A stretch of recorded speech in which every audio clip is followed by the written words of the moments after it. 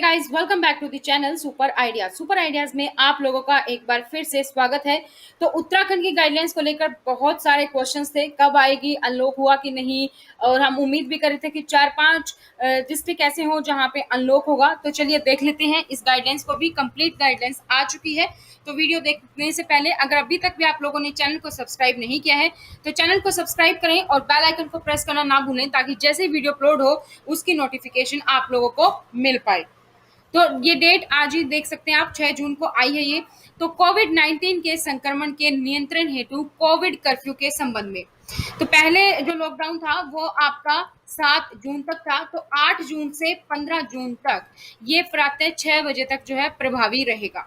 इस अवधि में राज्य के ग्रामीण ग्राम पंचायत क्षेत्रों में इस आदेश में उल्लेखित दिशा निर्देशों में शिथिलता देने के संबंध में जिलाधिकारियों अपने जिलों के ग्रामीण क्षेत्रों के कोविड-19 संक्रमण की परिस्थिति का आकलन करते हुए आवश्यकता अनुसार अपने स्तर से भी आदेश जारी कर सकते हैं। तो जिस जिस ग्रामीण एरिया में जहां जहां पॉजिटिविटी रेट कम हो सकती है, कम होगी, वहां पे अलग अलग और भी जो आदेश हैं वो दिए जा सकते हैं।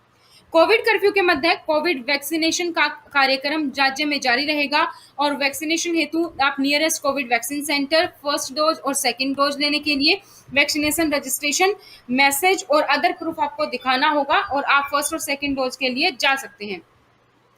दिखाने पर ही व्यक्तियों को निजी वाहन, टैक्सी, ऑटो रिक्शा में जाने पर छूट दी जाएगी। तो अगर आप निजी वाहन, टैक्सी, ऑटो रिक्शा से जा रहे हैं तो आपके पास प्रूफ होना चाहिए, तभी आप कोविड वैक्सीनेशन के लिए जा सकते हैं। कोविड-19 के संक्रमण को देखते हुए कोविड कर्फ्यू अवधि में यथासंभव विवाह समारोह आयोजित न करने की सलाह दी जाती है। यदि विवाह समारोह को स्थगित किया जाना संभव न हो तो अधिकतम 20 लोगों को ही RT-PCR नेगेटिव टेस्ट रिपोर्ट के साथ सम्मिलित होने की अनुमति जिला प्रशासन द्वारा प्रदान की जाएगी। ये गाइडलाइंस हमारी एज इट इज है। शव यात्रा में अधिकतम 20 लोग सम्मिलित हो सकते हैं, ये पहले भी था, अभी भी है। समस्त शैक्षणिक प्रशिक्षण, कोचिंग संस्थान आदि अग्रिम आदेश तक बंद रहेंगे। ऑनलाइन और डिस्टेंस लर्निंग की अनुमति जारी रहेगी।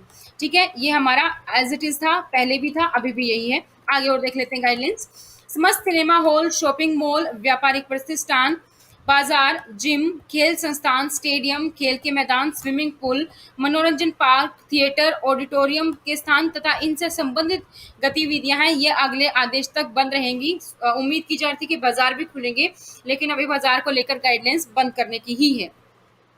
अगला पॉइंट है समस्त सामाजिक, राजनीतिक, खेल गतिविधियां, मनोरंजन, शैक्षिक और सांस्कृतिक समारोह, जो भी और अदर गैदरिंग्स होंगी लार्जर लेवल पे, तो वो भी अगले आदेश तक बंद रहेंगी। बाहरी राज्यों से उत्तराखंड आने में सभी व्यक्तियों को अधिकतम 72 घंटे पूर्व की RT-PCR नेगेटिव टेस्ट रिपोर्ट के साथ ही राज्य में प्रवेश की अनुमति प्रदान की जाएगी। ये रूल भी एज इट इज है।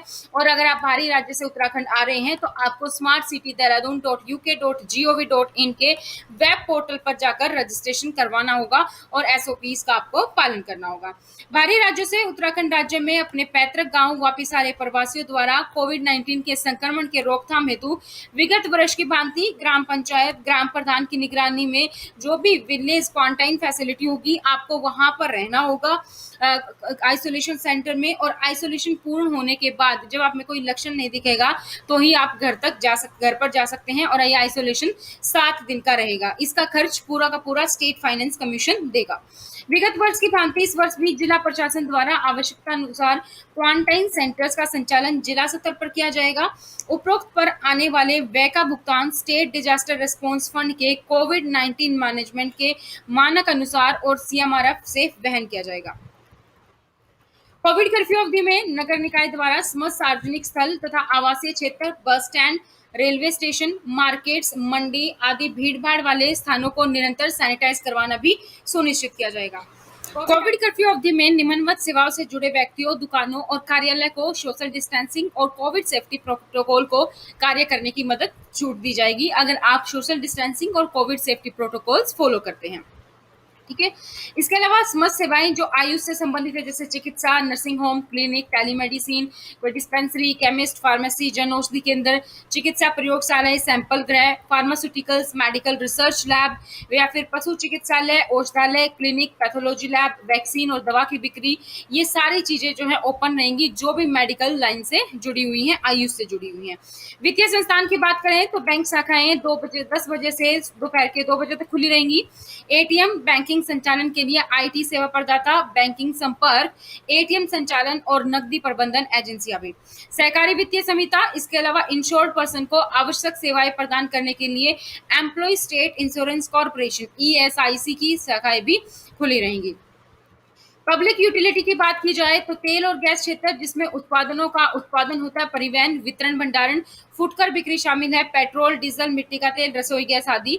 राज्य स्तर पर बिजली का उत्पादन, पारेषण और वितरण, डाकघरों सहित डाक सेवाएं। राज्य में नगर पालिका, स्थानीय निकायों पर जल, स्वच्छता और अपशिष्ट प्रबंधन क्षेत्रों का संचालन। टेलीकॉम टावरों के रखरखाव और प्रीपेड मोबाइल कनेक्शन के लिए रिचार्ज सुविधाओं सहित दूर संचार, डीटीएच, इंटरनेट, ये सुविधाएं भी ओपन रहेंगी। इसके अलावा इलेक्ट्रीशियन और प्लम्बर भी। वाणिज्यिक और निजी प्रतिष्ठान की बात की जाए तो कोविड कर्फ्यू के दौरान सार्वजनिक वितरण प्रणाली के खाद्यान्न वितरण को सरल बनाने के लिए राज्य के समस्त पीडीएस राशन, जो सस्ते गल्ले की दुकानें होती हैं, वो 8 जून से 15 जून तक सुबह 8 बजे से दोपहर के 12 बजे तक खुली रहेंगी। राशन की दुकानें, किराने के सामान की दुकानें और जनरल स्टोर 9 जून बुधवार और 14 जून सोमवार को प्रातः 8 बजे से दोपहर 1 बजे तक खुली रहेंगी। स्टेशनरी और किताबों की दुकान 9 जून को खुलेंगी बुधवार को और 14 जून सोमवार को 8 बजे से लेकर 1 बजे तक। खाद्य पैकेजिंग की दुकानें, कपड़ा, मेडिकल, दर्जी की दुकानें, चश्मे की दुकानें, साइकिल स्टोर, औद्योगिक मशीनरी, मोटर पार्ट्स की दुकानें और ड्राई क्लीनर्स 11 जून शुक्रवार को प्रातः 8 बजे से दोपहर 1 बजे तक ये खुल सकेंगी। इसके अलावा फोटोकॉपी, टिम्बर मर्चेंट की दुकानें 9 जून बुधवार से लेकर 8 बजे से लेकर 1 बजे तक ये खुली रहेंगी। मदिरा की दुकानें 9 जून बुधवार को खुलेंगी, 11 जून शुक्रवार को, 14 जून सोमवार को प्रातः 8 बजे से दोपहर के 1 बजे तक खुली रहेंगी। बार अग्रिम आदेश तक बंद रहेंगे। सभी मालवाहक वाहनों को राज्य और अंतर्राज्यीय आवागमन के साथ सामग्री के परिवहन की अनुमति दी जाती है। फल, सब्जी, डेयरी, दूध, बेकरी, मैन्युफैक्चरिंग, मांस, चिकन, मछली की दुकानें, तो ये सब परिवहन और वेयर हाउसिंग संबंधित गतिविधियां दैनिक आधार पर खुलेंगी प्रातः 8 बजे से 12 बजे तक। आम जनता को फल और सब्जियों आदि की सीधी खरीद के लिए मंडी परिसर के प्रवेश करने की अनुमति नहीं होगी। जिला प्रशासन द्वारा स्थानीय विक्रेताओं के माध्यम से फलों और सब्जियों, डेयरी और दूध, मांस आदि की होम डिलीवरी को प्रोत्साहित किया जाएगा और इस हेतु आवश्यक सुविधाएं उपलब्ध कराई जाएंगी। होटल, रेस्टोरेंट, भोजनालयों और ढाबों को केवल खाद्य पदार्थों की अनुमति, टेक अवे और होम डिलीवरी के लिए ही रसोई संचालित करने की अनुमति है। होटल, ढाबे, रेस्टोरेंट में बैठकर खाना पूरी तरीके से निषेध रहेगा। कोविड-19 सुरक्षा प्रोटोकॉल का पालन करते हुए पशु चारा, बीज, उर्वरक और कीटनाशक से संबंधित प्रतिष्ठान और उनके परिवहन, वेयर हाउसिंग और अन्य संबंधित गतिविधियां दैनिक आधार पर सुबह 8 बजे से 11 बजे तक खुले रहेंगे। इसके अलावा ई कॉमर्स प्लेटफॉर्म के अंतर्गत Amazon, Flipkart, blue dart, DTDC, Myntra आदि सभी ऑनलाइन डिलीवरी और होम डिलीवरी की अनुमति रहेगी। खाद्य और किराने की वस्तुओं के फुटकर विक्रेताओं को भी होम डिलीवरी की अनुमति रहेगी। प्रिंट, इलेक्ट्रॉनिक, सोशल मीडिया, दूरसंचार सेवाएं जैसे प्रसारण और केबल, डीटीएच और optical fibre, petrol, LPG, petroleum और गैस, खुदरा और भंडारण आउटलेट, बिजली उत्पादन, पारेषण, वितरण इकाइयां और सेवाएं, कोल्ड स्टोरेज और वेयर हाउसिंग सेवाएं, ये सब ओपन रहेंगे। कार्यालय और आवासीय परिसरों के रखरखाव के लिए निजी सुरक्षा सेवाएं और सुरक्षा सुविधाएं प्रबंधन सेवा ओपन रहेंगी। क्वारंटाइन सुविधाओं के उपयोग हेतु चिन्हित किए गए प्रतिष्ठान, निर्माण उपकरण और आपूर्ति जैसे सीमेंट, सरिया, चिप्स की दुकानें प्रातः 8 बजे से दोपहर के 12 बजे तक खुली रहेंगी। ऑटोमोबाइल्स, मरम्मत की दुकानें ओपन रहेंगी। ऑटोमोबाइल्स की दुकानें 11 जून शुक्रवार को और 14 जून सोमवार को 8 बजे से 1 बजे तक खुलेंगी। सभी सेवाओं में शामिल कर्मचारियों को बिना किसी प्रतिबंध के वैध आईडी कार्ड के अपने प्रतिष्ठानों में आने जाने की अनुमति है। परिवहन की बात करें तो जैसे मैंने आप लोगों को पहले भी बताया था कि 2/3 यानी कि 70% के अराउंड ये चलेंगे। तो inter state movement of public transport shall continue with occupancy restricted to 2/3 capacity. पहले ये 50% था, अब इसको 2/3 कर दिया गया है सब्जेक्ट टू एसओपी, जो भी स्टेट ट्रांसपोर्ट डिपार्टमेंट की एसओपी है उसके अकॉर्डिंग। तो पैसेंजर जो भी बस, रेलवे और प्राइवेट व्हीकल से भी आ रहे हैं उन सबको रजिस्ट्रेशन करना होगा ई पास के लिए और अपने साथ अपनी आरटी-पीसीआर नेगेटिव रिपोर्ट लेकर आनी होगी 72 घंटे पहले की। सार्वजनिक परिवहन का अंतर्राज्यीय आवागमन 2/3 कैपेसिटी के साथ रहेगा राज्य परिवहन विभाग द्वारा जारी एसओपी के तहत। राज्य के निवासी जो गढ़वाल से कुमायूं और कुमायूं से गढ़वाल जाएंगे यूपी के बॉर्डर होते हुए, उनको ई पास चाहिए, उनको कोई भी आरटी-पीसीआर रिपोर्ट की आवश्यकता नहीं होगी। लेकिन बाहरी राज्यों से उत्तराखंड राज्य में आने वाली सभी आर्म्ड फोर्स के अधिकारी, कर्मचारी और उनके परिवार के सदस्यों को भी कोविड के प्रमाण पत्र की आवश्यकता नहीं होगी। उन यात्रियों को राज्य सरकार के स्मार्ट सिटी वेब पोर्टल पर बस और क्या करवाना है, ई पास बनवाना होगा। जिला देहरादून, हरिद्वार, पौड़ी गढ़वाल, नैनीताल और उधम सिंह नगर के मैदानी क्षेत्रों से अगर पर्वतीय क्षेत्रों में जा रहे हैं तो आरटी-पीसीआर नेगेटिव रिपोर्ट होना अनिवार्य होगा और इसके साथ ई पास भी बनवाना होगा। अस्थि विसर्जन हेतु बाहरी राज्यों से निजी वाहन अपनी वाहन की क्षमता के 50% का शर्त का अनुपालन करते हुए आ सकते हैं और 4 व्यक्तियों को ही परमिशन होगी। उनको ई पास बनवाना होगा और आरटी-पीसीआर नेगेटिव टेस्ट रिपोर्ट भी बनवानी होगी। सभी मालवाहक वाहनों को राज्य और अंतर्राज्यीय आवागमन के साथ सामग्री के परिवहन और लोड करने और उतारने की अनुमति होगी। सभी माल वाहनों को सामग्री लोड या अनलोड करने की अनुमति होगी रात्रि 9 बजे से सुबह के 5 बजे तक। अधिकारियों कर्मचारियों को अपने संगठनों संस्थानों द्वारा जारी किए गए वैध आईडी कार्ड के साथ ही कार्यस्थल पर आने और वापस जाने हेतु निर्गत दिशा निर्देश के अंतर्गत अनुमति होगी। रेलवे स्टेशनों और हवाई अड्डे से एयरपोर्ट, बस, टैक्सियां, ऑटो रिक्शा आदि यात्री वाहनों को वैध यात्रा दस्तावेज या टिकट दिखाना होगा। ऑटो टैक्सी को केवल आपातकालीन उद्देश्य हेतु ही यात्रा की अनुमति होगी। आपातकालीन आवश्यकता वाले बीमार व्यक्तियों और उनके परिजनों को आवागमन की अनुमति अस्पताल चिकित्सक की पर्ची उनको दिखानी होगी। कोविड कर्फ्यू की अवधि के दौरान किसी व्यक्ति को राज्य के अंतर्गत अति आवश्यक कार्य है यानी कि मेडिकल इमरजेंसी है या किसी परिजन की मृत्यु हो गई है तो उसके हेतु आवागमन से संबंधित जिला प्रशासन को प्राप्त आवेदन पर वर्णित स्थिति का सत्यापन उपरांत ही जिला प्रशासन द्वारा राज्य के अंदर आवाजाही के रूप में अनुमति दी जाएगी। उसके लिए भी आपको ई पास बनवाना होगा। टीकाकरण और परीक्षण के उद्देश्य से 18 से 45 आयु के व्यक्तियों को वैलिड आईडी प्रूफ या फिर पंजीकरण प्रमाण पत्र के साथ ही अनुमति होगी। प्रिंट और इलेक्ट्रॉनिक मीडिया के सदस्यों को वैध आईडी कार्ड के साथ एसओपी और कोविड प्रोटोकॉल के अनुसार वाहनों में जाने की अनुमति होगी। आवश्यक सेवाओं, आपातकालीन और कोविड-19 प्रबंधन में शामिल सरकार, स्थानीय निकायों या अधिकृत संगठन के सभी वाहनों को चलने की अनुमति होगी। सामग्री के आवागमन हेतु राज्य और अंतर्राज्यीय आयात निर्यात की अनुमति होगी। सभी चिकित्सा कर्मियों, नर्सों, पैरामेडिकल स्टाफ, अन्य अस्पताल सहायता के लिए भी अनुमति होगी। कोविड व्यवहार के नियम और प्रोटोकॉल के साथ 50% की सीमा के अधीन निजी वाहनों को वैध आईडी के साथ आकस्मिक कारणों के लिए अनुमति दी जाएगी। समस्त कृषि, उद्यान, पशुपालन और संबंधित गतिविधियां पूरी तरीके से संचालित रहेंगी। किसानों और खेत कर्मियों द्वारा कृषि कार्य, कृषि, बागवानी, फ्लोरिकल्चर से संबंधित, दुग्ध प्रसंस्करण, प्रोसेसिंग, पोल्ट्री फार्म, मत्स्य पालन और हैचरी ये सभी ओपन रहेगा। सरकारी और निजी उद्योग और औद्योगिक प्रतिष्ठानों के बारे में अगर बात की जाए तो ऑल इंडस्ट्री अर्बन और रूरल एरिया में ऑपरेट कर सकती है एसओपी के प्रोटोकॉल्स के अकॉर्डिंग ही।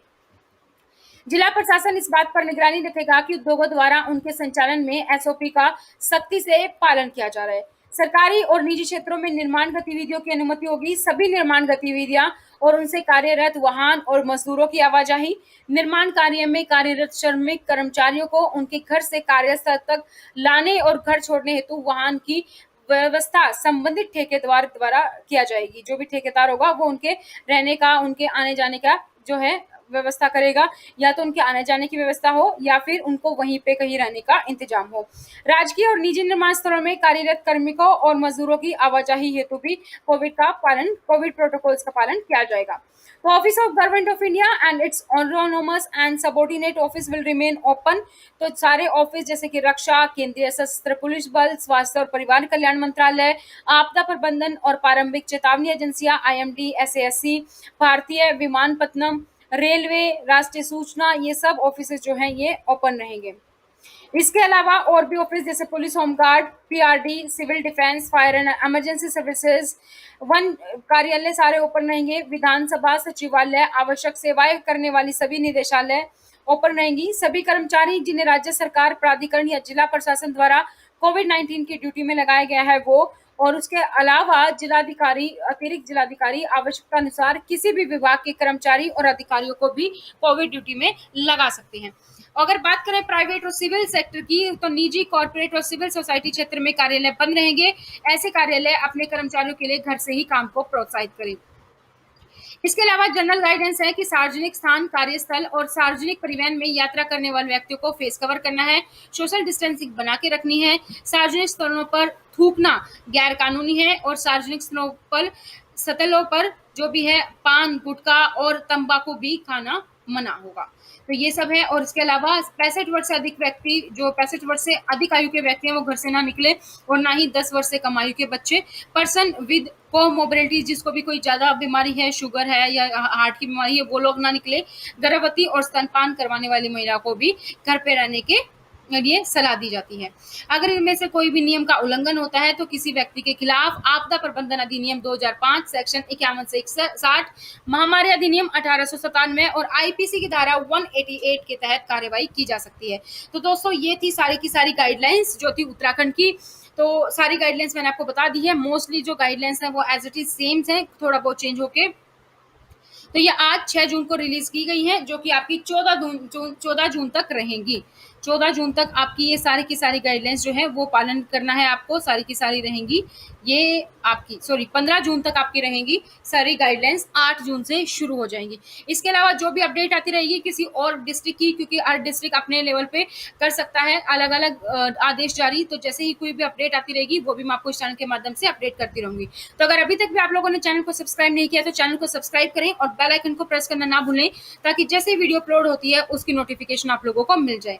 आज की वीडियो में इतना ही, फिर मिलेंगे नई जानकारी के साथ। वीडियो को लाइक करें, शेयर करें। Thank you so much, bye bye, take care.